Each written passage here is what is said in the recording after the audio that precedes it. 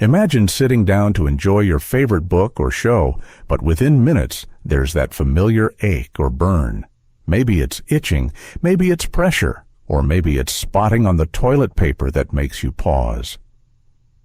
Hemorrhoids. They're not glamorous, and hardly anyone talks about them. But after age 60, they're not just more common. They can become more severe, more painful, and more difficult to manage. What's worse?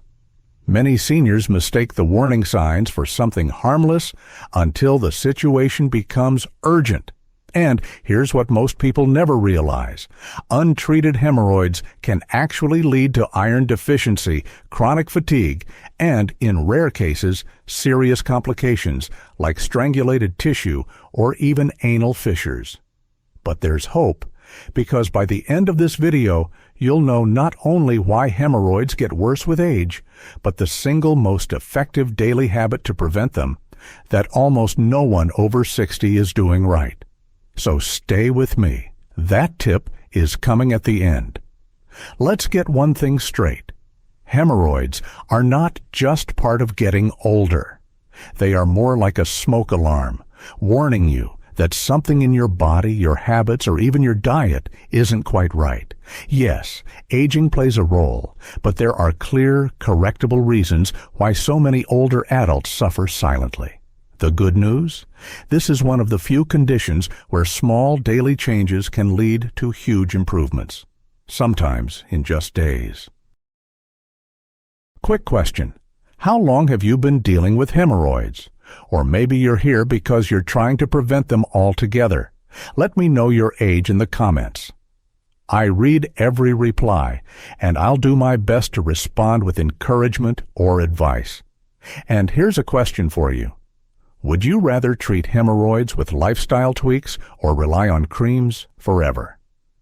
Type 1 for natural relief, or 0 if you're stuck with the creams for now.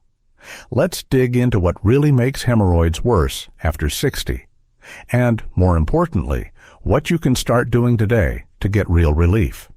First, let's talk about the loss of muscle tone in your pelvic floor and lower rectal area. As we age, muscle mass declines, especially if we spend long hours sitting. Now imagine the veins in your rectum being held up by these weakening muscles. That pressure starts to build, blood pools in those veins, and before long, they swell, stretch, and sometimes protrude. It's not your imagination. The weaker the support, the worse the hemorrhoid. But here's the simple fix. A daily pelvic floor routine. Think of it like Kegels. Yes, even for men. Contract the muscles you'd use to stop gas. Hold for 5 seconds, release, and repeat 10 times, 3 times a day. It's free, takes under 2 minutes, and within weeks can drastically improve your internal support system. Now, let's address a hidden cause that almost no one talks about: dehydration. As we age, our thirst sensation becomes blunted. Many people over 60 simply don't drink enough water. Dehydrated stool becomes hard, compact, and more difficult to pass. And that means more straining, which directly worsens hemorrhoids. The rule is simple. Aim for 6 to 8 cups of water a day. But here's the trick. Warm water with a slice of lemon first thing in the morning helps trigger a bowel movement without forcing. It acts like a gentle internal wake-up call for your colon. Another major culprit is poor fiber intake. You've heard it before. Fiber helps with digestion. But most older adults aren't getting anywhere near the 20 to 30 grams per day their bodies need. Instead, many rely on processed foods, white bread, and low-fiber snacks. When your stool lacks bulk, your colon has to work harder, again leading to straining and inflamed veins. The key?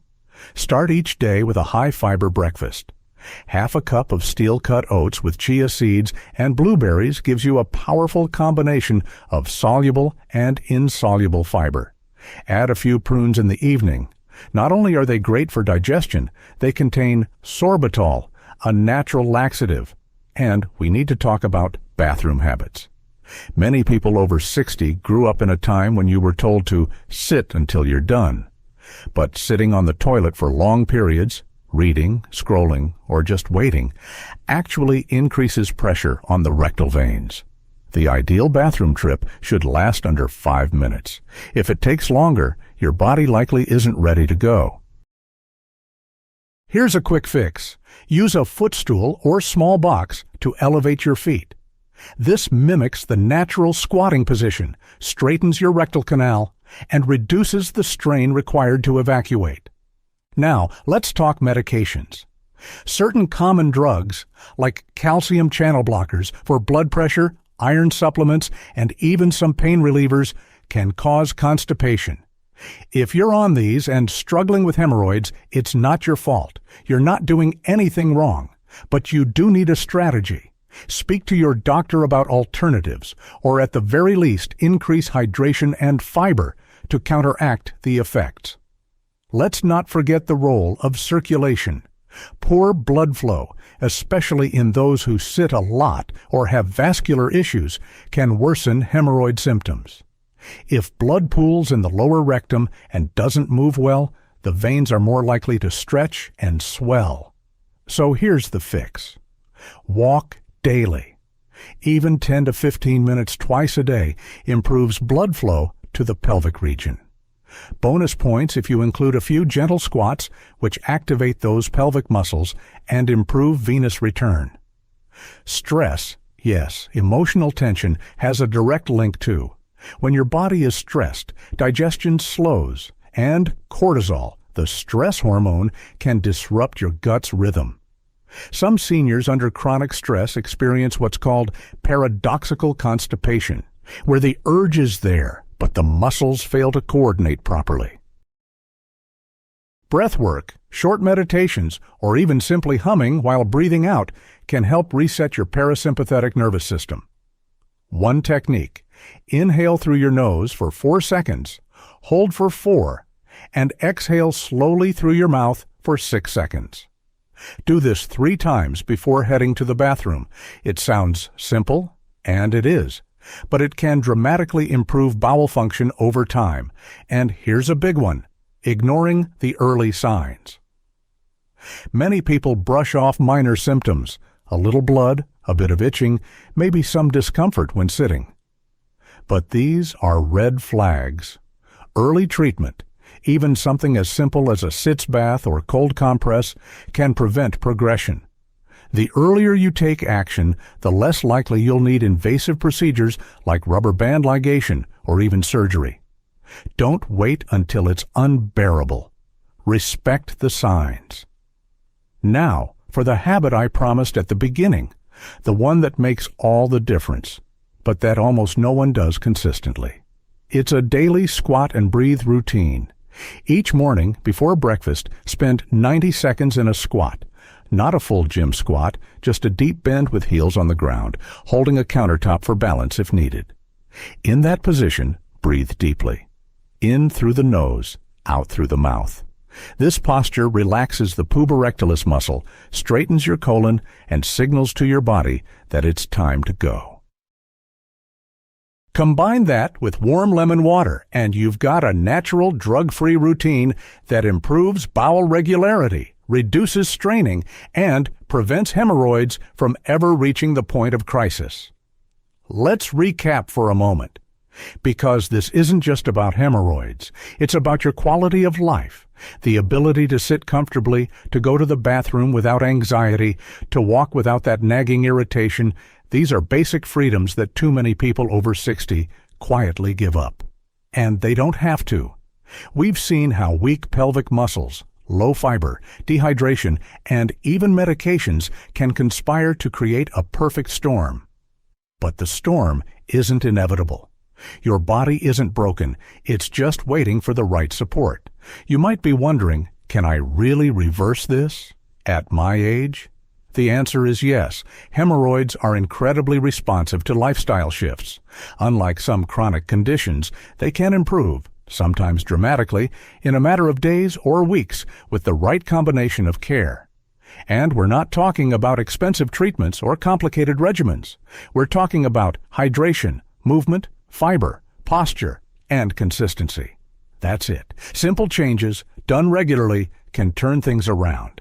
Now, one more thing. Let's talk briefly about the creams and over-the-counter treatments. They have their place. Hydrocortisone creams can reduce inflammation. Witch hazel pads can soothe itching. But these are Band-Aids. They don't address the cause, they only calm the symptoms. If you rely on them for months without looking deeper, the condition often returns, and usually worse. So use them, but don't let them be the end of your strategy. And what about surgery? For many, just the word is scary. Procedures like hemorrhoidectomy or stapled hemorrhoidopexy are usually reserved for advanced cases, when the hemorrhoids protrude, bleed heavily, or cause significant pain that hasn't responded to conservative treatment. But most people, especially those catching symptoms early and making the changes we talked about, can avoid surgery entirely. That's the beauty of this condition. You have more control than you think. Now, here's something many people never consider. Toilet paper. Yes, the kind you use can actually make things worse. Rough, dry paper causes micro-tears, especially on already irritated tissue. Instead, switch to fragrance-free, alcohol-free wipes. Or better yet, rinse with warm water and pat dry gently. And avoid soap directly on the area. The skin around the anus is delicate and easily stripped of protective oils. Also, be mindful of what you're sitting on. Hard chairs, long car rides, and even overly soft cushions can worsen symptoms. If you're dealing with flare-ups, a simple donut-shaped cushion can make a world of difference. And when resting at home, lie on your side to relieve pressure from the area entirely. Some foods deserve a second look too. While fiber is crucial, some foods marketed as healthy can actually irritate the gut. Spicy dishes, caffeine, alcohol, and even excess dairy can increase inflammation or disrupt regularity. Try tracking your symptoms for 1 week. Write down what you eat, how your bowel movements feel, and what time of day symptoms worsen. You'll often spot a pattern, and knowing that pattern gives you power. Let me share a quick story. One of my patients, a retired teacher in her late 60s, came in frustrated. She was doing everything right, but still had flare-ups every few weeks. We reviewed her food log, and one thing stood out. Every weekend, she treated herself to a glass of red wine and some dark chocolate. Turns out, both were just enough to disrupt her rhythm and trigger inflammation. Once she swapped that out for a chamomile tea and a small banana, the difference was night and day. It wasn't about giving up everything she loved, it was about understanding her body's signals. Now, I want you to ask yourself this. If your hemorrhoids are trying to tell you something, what are they saying? Is it drink more water? Is it move more? Is it stop rushing and start listening?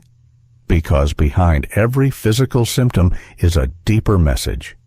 You just have to pause long enough to hear it. You don't have to live with discomfort. You don't have to keep wondering if it will get worse. You have the tools. Now it's about putting them into motion. And remember, even small efforts add up.